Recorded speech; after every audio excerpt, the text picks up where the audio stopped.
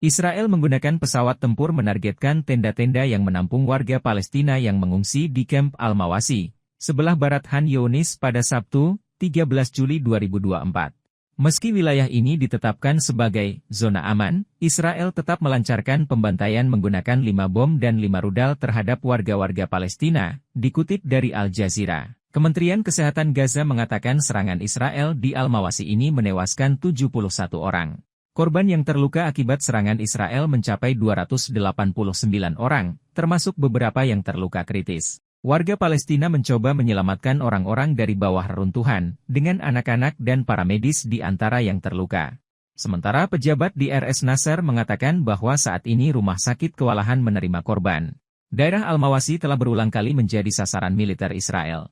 Pada akhir bulan Mei 2024, serangan Israel di Al-Mawasi menewaskan 21 warga Palestina.